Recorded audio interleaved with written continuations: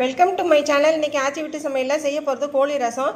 அதுக்கு கோழியை வந்து நான் அந்த காலை எடுத்து வேக வச்சு எடுத்து வச்சுருக்கேன். அப்புறம் உப்பு, மஞ்சத்தூள், எண்ணெய், அப்புறம் புளித்தண்ணி கரைச்சி வடிகட்டி வச்சுருக்கேன். அப்புறம் தக்காளி, கருவேப்பிலை, கொத்தமல்லி, வரமிளகா, சீரகம், சோம்பு, மிளகு, அப்புறம் இது வெள்ளைப்பூடு, சின்ன வெங்காயம், பட்டை, கிராம்பு எடுத்து வச்சுருக்கேன். வாங்க இப்போ வீடியோக்குள்ளே போகலாம். இப்போ கோழி ரசத்துக்கு மிளகு, சீரகம், மல்லி இதை வந்து நல்லா பவுட்ரு பண்ணி எடுத்துகிட்டு வந்துடலாம். இப்போ இந்த எடுத்து வச்சுருக்க பொருள் எல்லாத்தையும் மிக்சியில் போட்டு 1-2 ஓட்டிக்கிட்டு வந்துடலாம்.